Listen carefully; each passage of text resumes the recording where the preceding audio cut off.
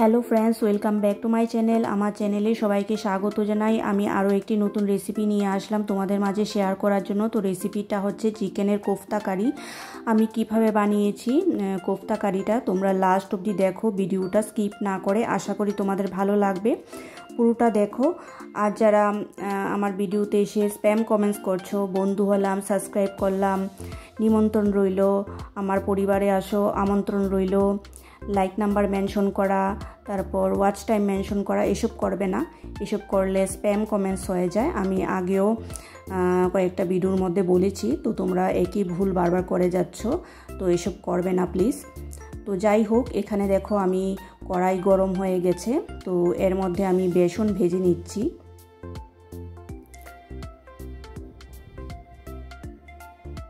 দেখতে পাচ্ছ বেসন ভেজে নিলাম। তো বেসনটা ভেজে নিলে ভালো হয়। আর এখানে দেখো চিকেন আছে, চিকেনগুলোকে আমি হাড় থেকে ছাড়িয়ে নিয়েছি। এখন মিক্সচার মেশিনে দিচ্ছি, দিয়ে পেস্ট বানিয়ে নেব।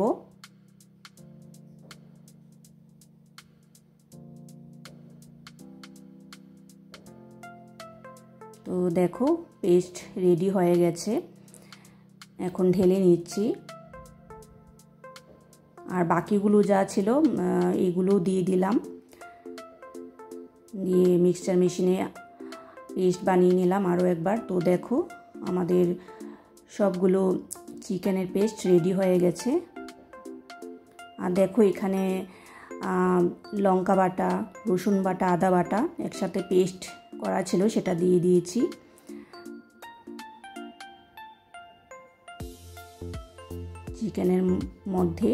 চিকেনের পেস্টটার মধ্যে। আর দেখো এখানে পেঁয়াজ বাটা ছিল, সেটাও দিলাম। আর অর্ধেকটা রেখেছি, সেটা গ্রেভিতে দেব। এখানে দেখো লঙ্কা গুঁড়ো, ধনে গুঁড়ো,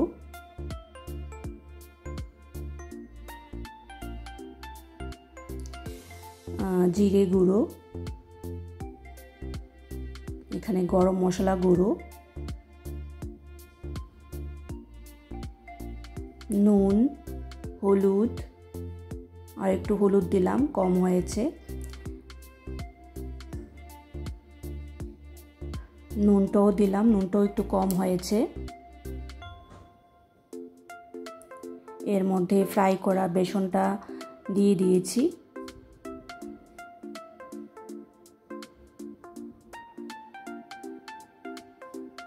তারপর সাদা তেল দিলাম এর মধ্যে, দিয়ে ভালো করে মেখে নেব।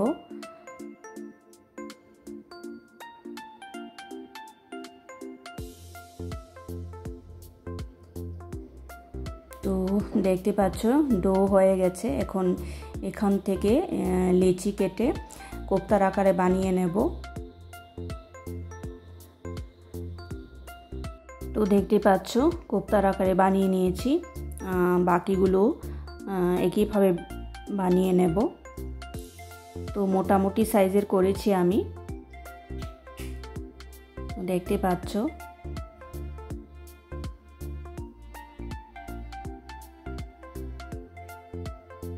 তো সবগুলোই আমি কোফতার আকারে বানিয়ে নিয়েছি, দেখো। এখন এগুলোকে ফ্রাই করে নেব।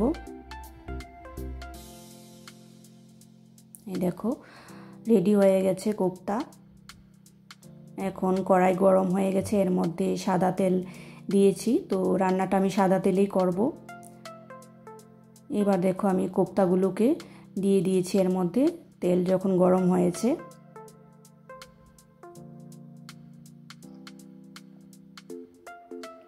তো গ্যাসের আঁচটা মিডিয়াম করে রাখতে হবে, মিডিয়াম ফ্লেমে, নালে পুড়ে যাওয়ার সম্ভাবনা আছে। পুড়ে যাওয়া না মানে মাংসটা সেদ্ধ হবে না ভালো করে, লাল হয়ে যাবে কিন্তু সেদ্ধ হবে না। তো এই জন্য মিডিয়াম আঁচে ফ্রাই করতে হবে।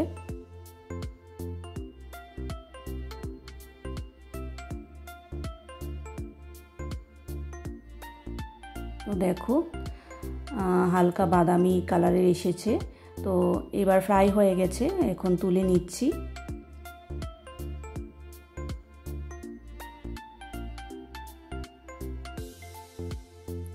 এবার বাকিগুলো দিয়ে দিচ্ছি,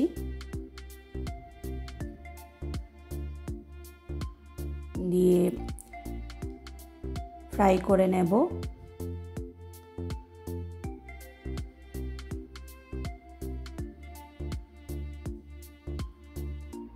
দেখো ফ্রাই করে নিচ্ছি, কালারটা কত সুন্দর এসছে দেখো। তো ফ্রাই হয়ে গেছে, এখন এগুলো তুলে নিচ্ছি। তো আমাদের কোপ্তা ফ্রাই হয়ে গেছে। এখন দেখো আমি একটা পেস্ট বানাবো। তো দেখতে পাচ্ছ এখানে দই নিয়েছি, দইয়ের মধ্যে একটু লঙ্কার গুঁড়ো দিয়েছি, জিরের গুঁড়ো দিয়েছি, এখানে ধনের গুঁড়ো,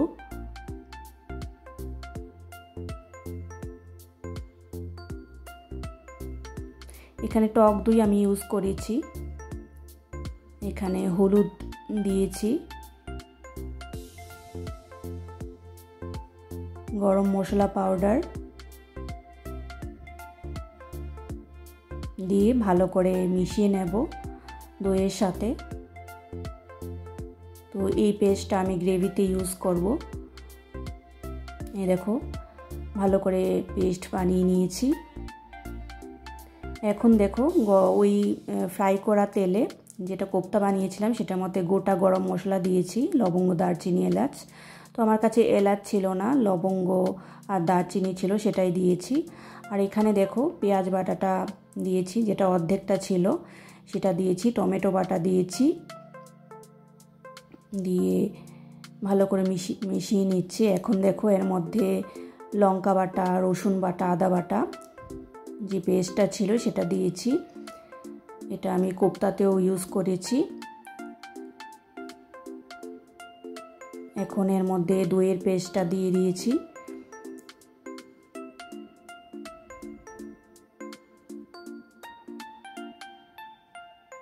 দিয়ে এটা ভালো করে ড্রাই হতে দেব। এখানে দেখো আমি গোটা কাঁচা লঙ্কা দিয়েছি। তো দেখো মোটামুটি তেল বেরিয়ে এসছে মশলা থেকে। এবার এর মধ্যে আমি গরম জল দিয়েছি। তো গ্রেভিটা যখন ফুটে উঠেছে তখন এর মধ্যে আমি কোপ্তাগুলো দিয়ে দিলাম।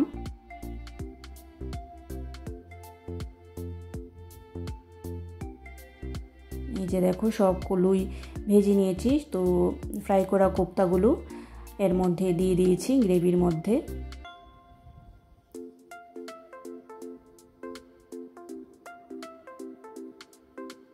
তো এবার ঢেকে দেব 5-6 মিনিটের জন্য। তো 5-6 মিনিট পর দেখলাম, এই যে দেখতে পাচ্ছ কত সুন্দর হয়েছে।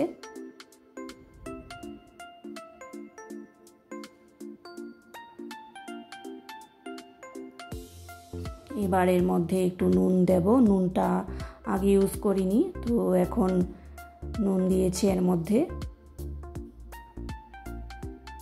আগে দিয়েছি কম হয়েছে, এখন আবার দিলাম আর একটু। এখন চিনি দিয়েছি, কারণ দইটা টক ছিল এই জন্য একটু চিনি দিয়েছি স্বাদটাকে ব্যালেন্স করার জন্য। এবার এর মধ্যে ঘি দিয়েছি।